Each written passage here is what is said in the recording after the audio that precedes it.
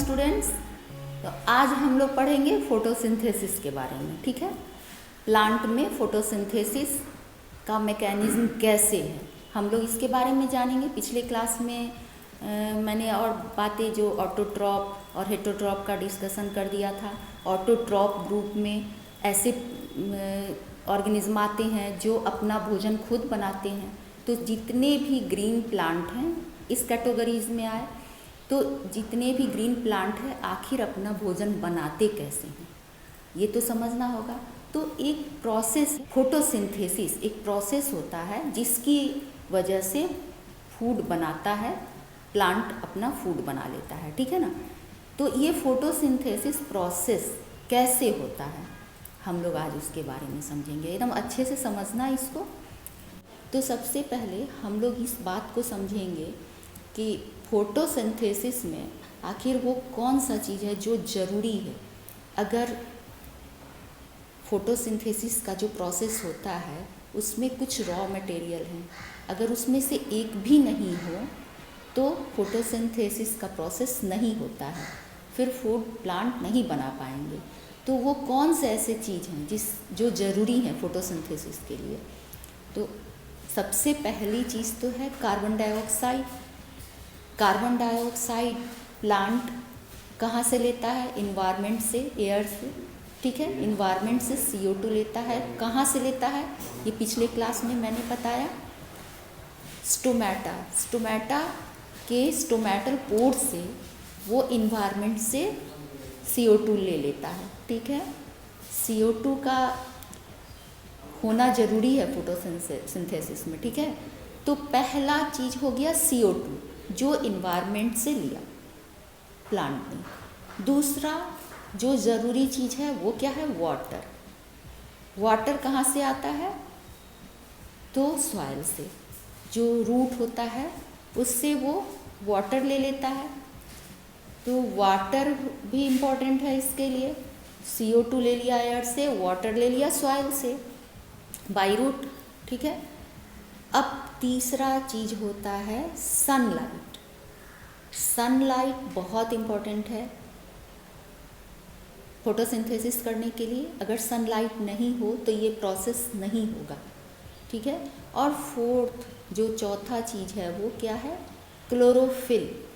ये एक पिगमेंट्स है, ग्रीन कलर का होता है, लीव्स में पाया जाता है। ठीक है, क्लोरोप्लास्ट पिछले क्लास में मैंने बताया, वहाँ पर ये पिगमेंट्स पाया जाता है। ठीक है, तो ये 4 थिंग हैं जो फोटोसिंथेसिस के लिए बहुत ज़रूरी हैं। कौन कौन?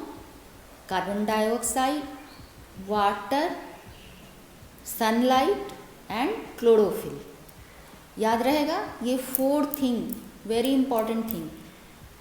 बिना इसके फोटोसिंथेसिस नहीं हो सकता है। अगर इसमें एक भी चीज़ नहीं हो तो फोटोसिंथेसिस नहीं होगा। आपके NCERT के बुक में ये प्रूफ किया गया है कि अगर कार्बन नहीं रहेगा तो क्या फोटोसिंथेसिस होगा। तो प्रैक्टिकली ये प्रूफ किया गया है एक्टिविटीज़ में, आप लोग उसको देखिएगा। अगर वाटर नहीं मिलता है तो फोटोसिंथेसिस नहीं होगा, ये भी प्रूफ किया गया है।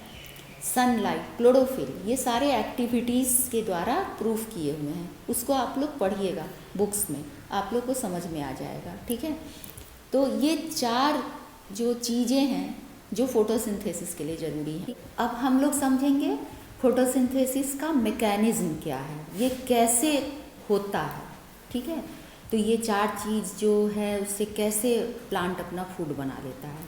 तो ये 4 चीज़ जो CO2, H2O, क्लोरोफिल, सनलाइट, ये अपना काम करते कैसे हैं। ठीक है, तो सबसे पहले हम लोग ये समझेंगे कि ये जो क्लोरोफिल है, क्लोरोफिल का काम क्या है। ये कहाँ पहले क्लोरोफिल पाए जाते हैं? ये क्लोरोफिल जो होता है ये प्लांट के लीफ में पाया जाता है। क्लोरोप्लास्ट का नाम सुने होंगे तुम लोग। तो क्लोरोप्लास्ट वो जगह है जहाँ ग्रीन पिगमेंट्स क्लोरोफिल पाया जाता है। क्लियर? अब प्लांट्स के लीफ में इसी जगह जहाँ लीव्स में जहाँ क्लोरोप्लास्ट है, क्लोरोफिल है, वहाँ पर उसी लीफ में बहुत सारे छोटे छोटे पोर्स होते हैं।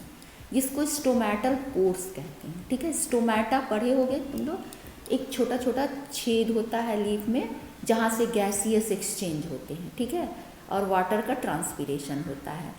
जो भी प्लांट एक्टिविटीज़ करता है तो वाटर सॉइल से लेता है, जो एक्सेस वाटर आ जाता है प्लांट में तो वो क्या होता है, इवोपोरेट हो जाता है। तो कहाँ से, तो लीफ के द्वारा।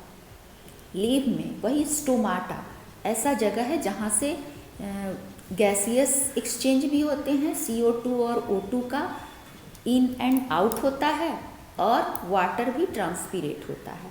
तो स्टोमाटा कैसा होता है, लीफ में एक छोटा सा पोर होता है जिसके अगल बगल बीन्स शेप में गार्ड सेल होते हैं जो उसका सुरक्षा करते हैं, ठीक है, उस स्टोमेटल पोर का। तो स्टोमाटा क्या करता है, प्लांट को वाटर की ज़रूरत होती है, सॉइल से लेता है और प्लांट को जितनी वाटर की ज़रूरत होती है वो इस्तेमाल करता है और बाकी को ट्रांसपिरेट कर देता है। तो जब वाटर का कंसंट्रेशन लीफ में बढ़ जाता है, बहुत आ जाता है, तो ये स्टोमाटा ऐसे है धीरे धीरे ये फैलने लगता है। जैसे जैसे कंसंट्रेशन हाई होगा वाटर का वैसे वैसे ये छेद जो होता है स्टोमेटल पोर वो बढ़ता जाता है, ठीक है। तो जब ये बढ़ जाता है, कंसंट्रेशन हाई हो गया तो ये आउट हो जाता है, इवोपोरेट हो जाता है, जिसको कहा जाता है ट्रांसपीरेशन। तो एक्सेस वाटर निकल गया और इधर से ही इसी पोर से कार्बन डाइऑक्साइड को वो ले लेता है और जो ऑक्सीजन है उसको बाहर निकाल देता है, ठीक है। तो ये स्टोमेटा का फंक्शन है। तो स्टोमेटा अपना गैसियस एक्सचेंज किया और वाटर का ट्रांसपिरेशन करता है। और ये जो क्लोरोफिल होता है, तो क्लोरोफिल में एक क्वालिटी होता है, ठीक है। वो क्या करता है, उसमें एक गुण होता है, सनलाइट को, सोलर एनर्जी को वो कैच कर लेता है, इतना पावर रखता है कि उसे ट्रैप करके लीफ में ले आता है, ठीक है। क्लोरोफिल क्या करता है, सोलर एनर्जी को ट्रैप कर लेता है, कैच कर लेता है, ठीक है, और उसको खींचकर लीफ में ले आता है। दूसरा उसका जो क्लोरोफिल का गुण है वो क्या होता है, काफ़ी एनर्जेटिक होता है। उसमें जैसे ही सनलाइट पड़ते हैं तो ये क्लोरोफिल क्या होता है, एक्टिवेट हो जाता है और जैसे ही ये एक्टिवेट होता है एनर्जी रिलीज करता है, ठीक है, एनर्जी बनाता है प्लांट में। तो इसकी एनर्जी जितना प्लांट यूज़ किया बाकी ये स्टोर हो जाता है। तो कहाँ स्टोर होता है, ATP के फॉर्म में। हम लोग पिछले क्लास में पढ़े थे 9th में, हमारे बॉडी में सेल ऑर्गेनल होते हैं माइटोकॉन्ड्रिया, जो हमारे बॉडी का powerhouse of the cell कहलाता है। तो वहाँ क्या होता है, हमारे बॉडी में जो भी एनर्जी बनती है वो हमारा बॉडी यूटिलाइज करता है और बाकी वो स्टोर हो जाता है। कहाँ, माइटोकॉन्ड्रिया में ATP के फॉर्म में, एडिनोसाइन ट्राइफॉस्फेट उसको कहा जाता है। सेम उसी तरह प्लांट में भी जैसे ही सनलाइट को ट्रैप करता है क्लोरोफिल अपने आप को एक्टिवेट कर लेता है और उसके एक्टिवेशन से एनर्जी रिलीज होती है। तो एनर्जी प्लांट में बनती है और वो ATP में स्टोर हो जाती है। क्लियर।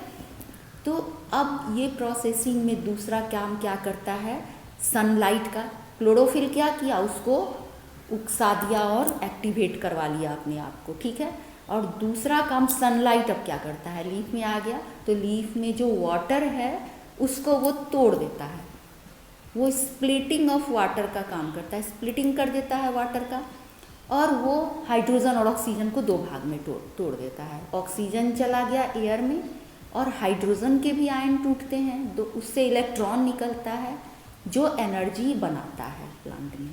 दूसरी एनर्जी क्या बनी, NADP, ठीक है।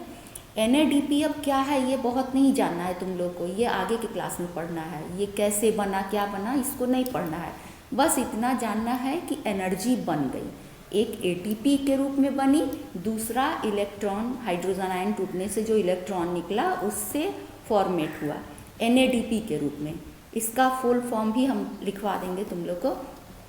तो NADP का रिडक्शन हो जाता है, तो रिडक्शन पढ़े हो ना, हाइड्रोजन, जहाँ हाइड्रोजन अटैच होता है तो रिएक्शन रिडक्शन हो जाता है, ऑक्सीजन अटैच होता है तो ऑक्सीडेशन हो जाता है। तो यहाँ पर उस एनर्जी का रिडक्शन हो गया NADP का, तो NADPH बन गया, ठीक है। अब ये दो एनर्जी प्लांट में लाइट रिएक्शंस में बन गए, जो लाइट के सामने हुआ ये प्रोसेस, तो उसको हम लाइट रिएक्शंस किए, और बाकी प्रोसेस जिसमें लाइट की ज़रूरत नहीं है उसको हम लोग कहते हैं डार्क रिएक्शन। तो इसको हम लोग इक्वेशन से समझेंगे, जो फोटोसिंथेसिस का इक्वेशन है उसको हम उससे समझेंगे। अब हम लोग इक्वेशन के रूप में फोटोसिंथेसिस को समझेंगे, ठीक है। तो इसमें क्या है, जैसे एक इक्वेशन हम लोग NCERT बुक्स में देखना, उसमें इक्वेशन दिया है, ठीक है, उसको नोट कर लेना या फिर इससे नोट कर लेना। तो यहाँ पर दिया है इक्वेशन में carbon dioxide, water, chlorophyll, sunlight, ये चार चीज़ जो हैं फोटोसिंथेसिस के लिए बहुत ज़रूरी हैं। अभी अभी बताया मैंने कि carbon dioxide, water, chlorophyll, sunlight, ये 4 थिंग फोटोसिंथेसिस के लिए ज़रूरी हैं। ये 4 में से एक भी नहीं होगा तो फोटोसिंथेसिस नहीं होगा, ठीक है। तो ये जो रिएक्शंस करके ये क्या करते हैं, प्लांट का फूड बना देते हैं। ये जो है ग्लूकोज के रूप में, ठीक है, ये ग्लूकोज है जो प्लांट का फूड है, कार्बोहाइड्रेट है C6H12O6, ये प्लांट का फूड है। ये सब एक्शन रिएक्शंस करके ये प्लांट फूड बना लेते हैं, और इस रिएक्शंस में फूड के अलावा बाई प्रोडक्ट के रूप में ऑक्सीजन निकलते हैं, जो इन्वायरमेंट में चले जाते हैं, और वाटर का ट्रांसपिरेशन हो जाता है, ठीक है। और साथ में जो वाटर होता है इसका स्प्लिटिंग भी होता है, ठीक है। जो लीफ में जो फोटोसिंथेसिस का प्रोसेस होता है, सबसे पहला काम क्या होता है, अब इस मैकेनिज्म को समझेंगे। ये तो समझ गए कि ये प्लांट इन चारों चीज़ को, प्लांट में जो होते हैं ये 4 थिंग्स, इससे फोटोसिंथेसिस होता है और ये फूड बन जाता है, ठीक है, ये तो समझ गए। लेकिन ये होता कैसे है, तो ये क्या होता है, 2 पार्ट में होता है। एक पार्ट को लाइट रिएक्शंस कहते हैं, दूसरे पार्ट को डार्क रिएक्शंस कहते हैं, ठीक है। तो लाइट रिएक्शंस क्या है, जो सनलाइट के प्रेजेंस में जो रिएक्शंस होते हैं उसको हम लोग लाइट रिएक्शंस कहते हैं, ठीक है। तो इसमें सबसे पहला काम होता है क्लोरोफिल का, ठीक है। ये क्या करता है, ये क्लोरोफिल कहाँ, क्लोरोप्लास्ट में पाया जाता है, जो प्लास्टिड में होता है, ठीक है। उसमें ग्रीन पिगमेंट्स होते हैं, छोटे छोटे ग्रीन पिगमेंट्स होते हैं, जिसको हम लोग क्लोरोफिल कहते हैं, क्लियर।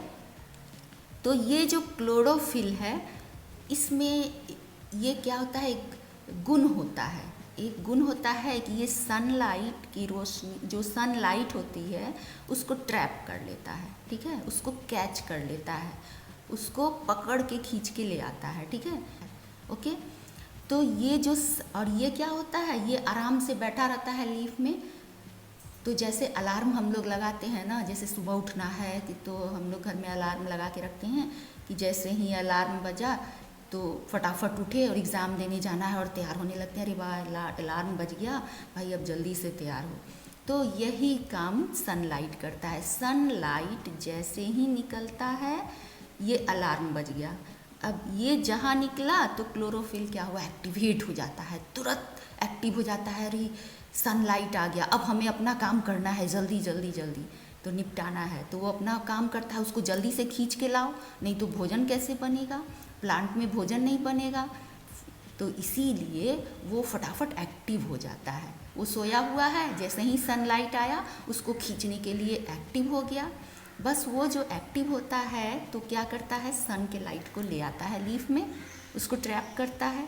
अब लीफ में सनलाइट आया, ठीक है, अब क्या हुआ, कौन लाया, क्लोरोफिल खींच के सनलाइट को। अब सनलाइट क्या करता है, इसका जो वाटर होता है, ठीक है, उसको तोड़ देता है। पहला क्या हुआ, ये एक्टिवेट हो गया, क्लोरोफिल एक्टिवेट हो गया, इसमें बहुत सारी एनर्जी होती है, जैसे ही एक्टिवेट होता है ना, एनर्जी रिलीज होने लगती है, उसके बॉडी से एनर्जी रिलीज होने लगती है। वो एनर्जी लीफ में स्टोर हो जाती है, किस रूप में? एटीपी के रूप में। एटीपी हम लोग के बॉडी में भी होता है, जो माइटोकॉन्ड्रिया में एनर्जी को स्टोर करता है। हम लोग पिछले क्लास में पढ़े हुए हैं, एक ऐसा सेल ऑर्गेनल माइटोकॉन्ड्रिया है जो एनिमल या ह्यूमन में भी वो क्या करता है, एनर्जी एक्स्ट्रा जो बना, जो बॉडी यूज किया, जो भी बन गया, उसको वो एटीपी में स्टोर कर लेता है। ठीक है, एटीपी में स्टोर कर लेता है। तो एटीपी एडिनोसाइन ट्राईफॉस्फेट के नाम से हम लोग पढ़े। ठीक है, तो उसके रूप में स्टोर हो जाता है। जब ज़रूरत पड़ी तो उसका इस्तेमाल करते हैं हम लोग। उसी तरह प्लांट भी जैसे ही क्लोरोफिल एक्टिवेट होता है तो उसमें बहुत एनर्जी होती है, वो एनर्जी प्लांट स्टोर कर लेता है। ठीक है, एटीपी के रूप में। तो एक काम हुआ, जैसे ही सनलाइट आया तो क्लोरोफिल को एक्टिवेट कर दिया, इसके एनर्जी जो बने वो प्लांट में एटीपी के रूप में बन गया एनर्जी। अब दूसरा काम क्या करता है, लाइट रिएक्शंस का है ये क्या हो रहा है, लाइट रिएक्शन। देखो यहाँ पर एरो दिए हैं, यहाँ से ये लाइट रिएक्शंस में वाटर टूटता है, वाटर का मॉलिक्यूल्स टूटता है, अभी बताएंगे। ये क्या होता है, लाइट रिएक्शंस में क्लोरोफिल का काम हो गया, एक्टिवेट हो गया। दूसरा प्रोसेस, ये वाटर को स्प्लिट कर देता है। ठीक है, पहले तो एक्टिवेशन क्लोरोफिल और दूसरा स्प्लिटिंग ऑफ वाटर। ठीक है, तो वाटर को स्प्लिट करके हाइड्रोजन और ऑक्सीजन को अलग कर देता है। ठीक है, तो इसमें क्या हुआ, ऑक्सीजन चला गया एयर में और हाइड्रोजन जो होता है उसका उससे एनर्जी भी बनता है, वो रिडक्शन के काम में आता है, यूज होता है अगले एनर्जी बनने के प्रोसेस में। ठीक है ना, तो वाटर का H2O टूट गया, ऑक्सीजन निकल गया एयर में, और हाइड्रोजन जो बचा उसके भी आयन टूटते हैं, उससे इलेक्ट्रॉन निकलते हैं, तो वो भी एक एनर्जी है जो NADP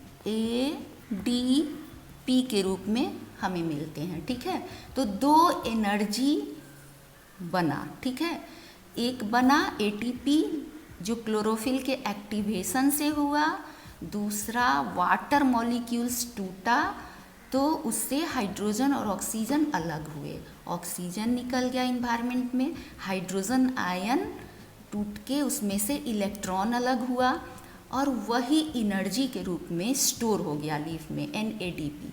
अब ये NADP को हम लोग बहुत नहीं पढ़ना है कि है क्या, कैसे निकला, कैसे फॉर्मेशन हुआ, इतना अभी हम लोग को नहीं पढ़ना है। अभी बस हम लोग को जानना है कि इसको टूटने से, हाइड्रोजन आयन के टूटने से जो इलेक्ट्रॉन निकला उससे एनर्जी बनी। ठीक है, अब इस एनर्जी का रिडक्शन होता है, यानी H जो है इसमें जुट जाता है तो रिडक्शन कहते हैं। अगर ऑक्सीजन ऐड होता है तो हम क्या कहते हैं, रिएक्शन ऑक्सीडेशन है। और अगर हाइड्रोजन ऐड होता है तो हम लोग क्या कहते हैं, रिडक्शन रिएक्शन है। तो इस एनर्जी में क्या हुआ, हाइड्रोजन ऐड हो गया, NADPH2। ठीक है, तो ATP और NADPH2 का फॉर्मेशन हो गया। ठीक है, दो एनर्जी बन गई, पहला ये, दूसरा ये कहाँ हो रहा है, लाइट रिएक्शंस में।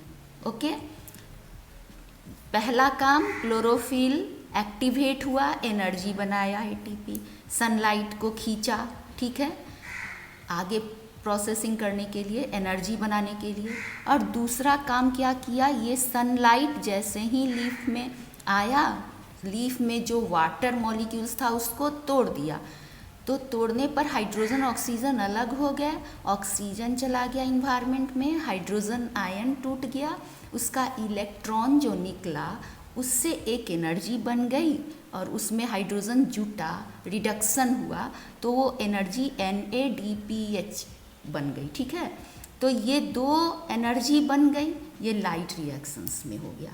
ठीक है, तो लाइट रिएक्शंस को हम लोग हील्स रिएक्शंस भी कहते हैं। ठीक है, अब ये ATP का फुल फॉर्म तो जानते हो, तो चलो ऐसे तो बहुत नहीं पढ़ना है, मगर NADP का भी फुल फॉर्म जान लो, निकोटिनामाइड एडिनाइन डाइन्यूक्लियोटाइड फॉस्फेट, ठीक है, ये इसका फुल फॉर्म हो गया NADP का। उसमें क्या होता है, अब ये जो एनर्जी बनी NADP, इसका रिडक्शन होता है तो इसमें हाइड्रोजन ऐड हो जाता है, तो यही काम हुआ, इसमें एनर्जी बना। अब इसको हम लोग कहते हैं हील्स रिएक्शंस भी, ठीक है। दूसरा, ये जो प्रोसेसिंग होता है, तो ये सारे प्रोसेसिंग कहाँ पर हो रहे हैं, ग्रैनम में। अच्छा, पहले हम लोग पिछले क्लास में एक बात पढ़े थे, एक जो क्लोरोप्लास्ट एक ऑर्गेनिल है प्लांट का, तो वो कहाँ ऐसा होता है, डबल लेयर्ड होता है, ठीक है। ये हम लोग पढ़े थे, इसको एक बार हम लोग देख लेते हैं, ठीक है। ये डबल लेयर है, आउटर लेयर, इनर लेयर, ठीक है। तो इसमें क्या होता है, एक ऐसे ऐसे देखोगे, किचन ऑफ द सेल कहते हैं ना प्लास्टिड्स को, उसमें ये क्लोरोप्लास्ट पाया था जिसमें ग्रीन पिगमेंट्स होते हैं, ठीक है। तो ये क्लोरोप्लास्ट कहाँ पर होता है, तो ये लीफ के मेसोफिल टिश्यू में पाया जाता है, ठीक है, वहाँ पर ही ये स्थित होता है। इंटरसेलुलर स्पेस जो लीफ के अंदर होते हैं, मेसोफिल टिश्यू या मेसोफिल सेल, उसमें होता है ये क्लोरोप्लास्ट। तो इस तरह के सिक्के जैसे देखोगे कि उसमें कुछ सब्सटेंस ऐसे रहते हैं, ठीक है। फिर इसके बगल में ऐसे ऐसे ऐसे ग्रुप में रहते हैं, ठीक है।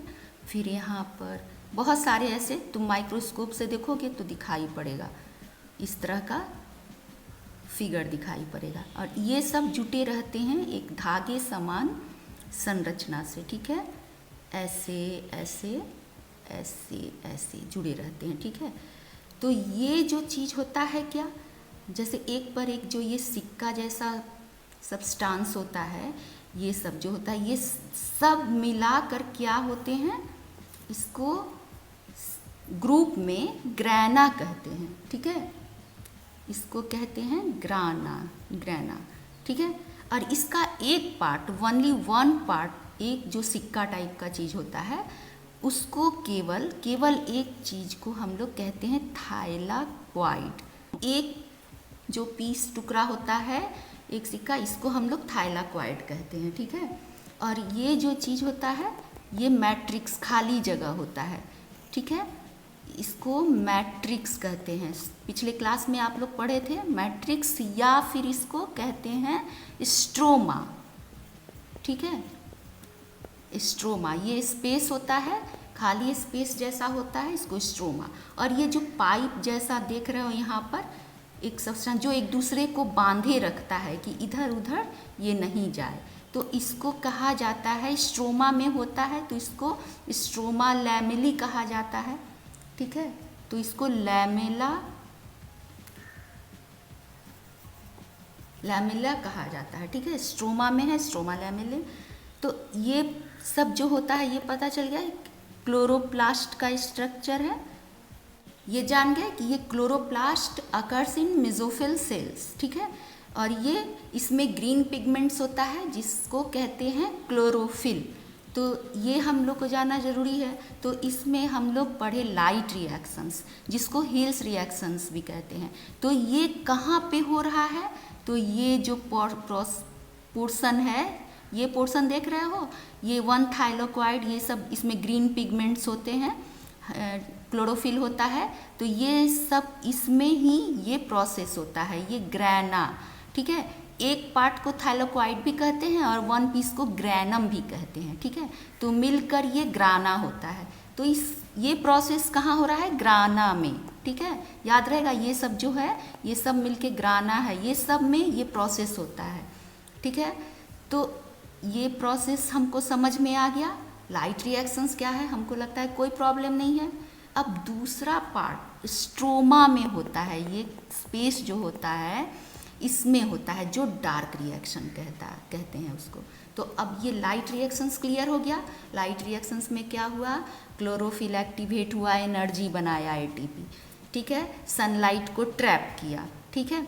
और सनलाइट जैसे ही आया, वाटर को दो भाग में तोड़ दिया, हाइड्रोजन और ऑक्सीजन। ऑक्सीजन एयर में चला गया, हाइड्रोजन से क्या हुआ, हाइड्रोजन का आयन टूटा और NADP का निर्माण हुआ, उसका रिडक्शन हुआ और एक एनर्जी बनी NADPH। क्लियर? तो 2 एनर्जी बन गई, वाटर का स्प्लिटिंग हो गया। यही लाइट रिएक्शंस में होता है। अब आगे का काम डार्क रिएक्शंस। तो डार्क रिएक्शन ऐसा नहीं है कि अंधेरा में ही हो, ऐसा नहीं है। वो उसमें लाइट की ज़रूरत नहीं है, वो लाइट डिपेंडेंट नहीं है, इसीलिए इसको हम लोग कहते हैं डार्क रिएक्शन। कि ये ऐसा नहीं है कि नाइट होगा तो ही ये प्रोसेस होगा, ऐसा नहीं है। दिन में भी ये काम होते रहते हैं, दिन भर फोटोसिंथेसिस तो होता रहता है ना, तो ऐसा नहीं है इसको बस लाइट की ज़रूरत नहीं है, मगर ये प्रोसेस जो होता है लाइट में ही होता है, इसीलिए इसको लाइट रिएक्शंस कहते हैं। ठीक है? हर प्लांट को देखोगे, जैसे कहीं ये लाइट कुछ दिन के लिए नहीं मिलती है, जैसे बादल घेर लिए, रेनी सीजन हो गए, तो वैसे यही ATP और NADP बना रहता है, प्लांट में स्टोर रहता है। ये तो लाइट रिएक्शंस में बन चुका है, एक्स्ट्रा स्टोर है। जब तक ये रहता है स्टोर तब तक नहीं भी लाइट है, तो ये डार्क रिएक्शंस करता रहता है और ये इसका भोजन बनता रहता है। ठीक है? तो जिस दिन ख़त्म हो जाता है, बहुत दिन तक नहीं अगर निकले सूर्य भगवान, तो क्या हुआ, बादल हो गया, नहीं हुआ फोटोसिंथेसिस, तब प्लांट काफ़ी दिन बाद जब इसका ये एनर्जी ख़त्म हो जाता है तो वो सूखने लगते हैं, देखते होगे। तो चलो ठीक है, ये लाइट रिएक्शंस हो गया। अब डार्क रिएक्शंस में क्या होते हैं बच्चों, देखो। अब ये वाला काम तो हो गया, क्लोरोफिल कैसे हुआ, सनलाइट का हो गया काम, H2O को तोड़ दिया, बच गया कार्बन डाइऑक्साइड। ठीक है? अब कार्बन डाइऑक्साइड क्या काम करता है, ये इस एनर्जी को यूज़ करता है। ठीक है? और इस एनर्जी के यूज के साथ ही ATP NADPH एनर्जी लेकर वो क्या करता है, अपना काम स्ट्रोमा में एक्शन करता है। इसको लाइट की ज़रूरत नहीं है, केमिकल रिएक्शंस होते हैं। ठीक है? तो उसमें क्या होता है, बहुत सारे ऐसे रिएक्शंस होते हैं ना जिससे एंजाइम एक्टिवेट करते हैं। जैसे हर जगह कोई अगर रिएक्शंस बॉडी के अंदर होते हैं तो कहीं कहीं उसको आगे बढ़ाने के लिए वहाँ से कुछ प्रोटीन या एंजाइम निकलने लगते हैं कि उस काम को एक्टिवेट कर देते हैं, तेज कर देते हैं। ठीक है? तो RUBP नाम का एक एंजाइम होता है। अभी उतना तुम लोग को जानना नहीं है, बस नाम केवल समझना है कि एक एंजाइम होता है RUBP जो प्लांट में होता है, जो इस रिएक्शन को काफ़ी तेज कर देता है, एक्टिवेट कर देता है। तो ये जो कार्बन डाइऑक्साइड ये दोनों एनर्जी के साथ और इस एंजाइम के एक्टिवेशन से प्लांट का फूड बना देता है। क्या बना देता है? C6H12O6 ग्लूकोज, ये बन जाता है प्लांट का फूड। और जो भी प्रोडक्ट, बाई प्रोडक्ट के रूप में ऑक्सीजन जो भी है वो तो बाहर निकल ही जाता है, ये तो पढ़ ही लिए। तो तुम्हारा ये प्रोसेस जो होता है स्ट्रोमा में होता है, यहाँ पे इसी में एंजाइम रिलीज होते हैं और इस एनर्जी को लेके कार्बन डाइऑक्साइड प्लांट का फूड बना देता है, ग्लूकोज फॉर्मेट हो जाता है, ग्लूकोज का फॉर्मेशन हो गया, फूड बन गया। ठीक है? तो इसको केल्विन साइकिल, इस साइकिल चलता रहता है। इसी तरह ये एनर्जी को इस्तेमाल किया और कार्बन फिर आया। कार्बन कहाँ से आता है? स्टोमाटा उसको इन्वायरमेंट से ले लेते हैं। एक क्वेश्चन ये भी आता है कि कार्बन कहाँ से आता है, तो कार्बन तुम्हारे इन्वायरमेंट से आता है स्टोमाटा के द्वारा। और वाटर कहाँ से आता है? रूट से आता है। ठीक है? क्लोरोफिल लीफ में पाया जाता है, सनलाइट आकाश में होता है, जहाँ से निकलने पर सनलाइट को क्लोरोफिल कैच करता है। ठीक है? तो इस तरह ही प्रोसेसिंग होता है, ये साइकिल चलता रहता है। तो इस डार्क रिएक्शंस के को केल्विन साइकिल भी कहा जाता है। ठीक है? ऐसे इसको ब्लैकमेन्स रिएक्शंस भी कहते हैं, इसको हेल्स रिएक्शंस और इसको ब्लैकमेन्स रिएक्शंस। तो ये स्ट्रोमा में होता है और ये ग्राना में होता है। ठीक है? तो अब तुम लोग को इसमें कोई प्रॉब्लम नहीं है, मेरे ख्याल से अच्छे से समझ गए डार्क रिएक्शंस क्या है और लाइट रिएक्शंस क्या है, दोनों में क्या क्या बना। क्लियर हो गया? तो आज फोटोसिंथेसिस में इतना ही हम लोग पढ़ेंगे। ठीक है? हाँ, एक चीज़ और, अब जैसे कि बहुत सारे ऐसे सवाल उठते हैं कि जैसे फोटोसिंथेसिस कब तेज होता है, कब कम होता है, तो इसको भी हम लोग का क्वेश्चन आता है। और उसके पहले जैसे NCERT में तुम्हारे स्टेप्स दिए हुए हैं, ठीक है। तुम एनसीईआरटी का बुक्स खोलोगे तो उसमें इस इक्वेशन के बाद 3 स्टेप्स दिए हैं। वो है absorption of solar energy by chlorophyll, ये समझ में आ गया। दूसरा conversion of light energy into chemical energy, अभी लाइट एनर्जी को कन्वर्ट कर दिया केमिकल एनर्जी में, ठीक है, तो इसका कन्वर्शन होता है। और splitting of water into oxygen and hydrogen by light energy, clear. और तीसरा स्टेप लिखा है reduction of CO2, reduction of CO2, ठीक है, टू कार्बोहाइड्रेट्स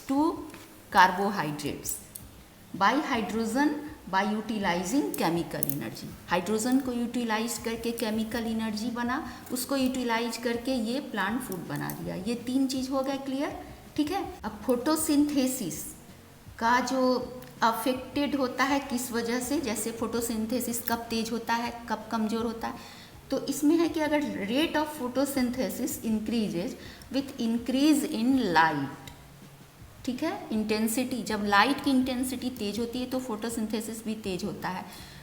और साथ में अगर टेम्परेचर भी राइज करता है तो फोटोसिंथेसिस भी राइज करता है। उसी तरह कार्बन का कंसंट्रेशन भी जब तक इन्वायरमेंट में सही अमाउंट में होता है उसके हिसाब से फोटोसिंथेसिस भी राइज करता है। वाटर का भी वही है, जब प्लांट का वाटर लेवल कम होता है तो फोटोसिंथेसिस डिक्रीज करता है। कार्बन डाइऑक्साइड अगर डिक्रीज होता है, कम होने लगता है, तो फिर वो प्रोसेस भी फोटोसिंथेसिस का डिक्रीज होने लगता है। तो ये सब का अफेक्ट होता है। मगर एक चीज़ और है, जैसे बहुत हाई टेम्परेचर या बहुत हाई लाइट इंटेंसिटी अगर होता है तो फोटोसिंथेसिस रुक जाता है, वो नहीं होता है। Excess high temperature, excess light intensity या कोई भी जो एक्सेस होता है, हायर होता है, तो उस समय फोटोसिंथेसिस नहीं होता है।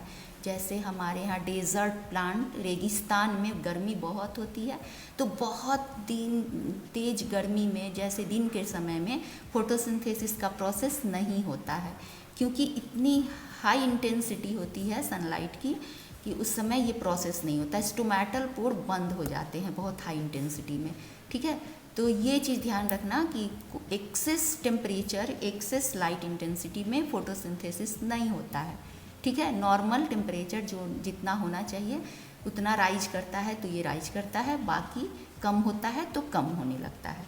तो ये क्वेश्चन आता है, रेट ऑफ फोटोसिंथेसिस किस कारण से अफेक्ट होता है। तो ये क्लियर हो गया, ये भी तुम्हारे बुक्स में है, एक बार देख लेना। तो आज फोटोसिंथेसिस क्लियर हुआ। अब हम लोग नेक्स्ट चैप्टर में पढ़ेंगे अगले दिन हेट्रोट्रॉप्स के बारे में। Okay, thank you.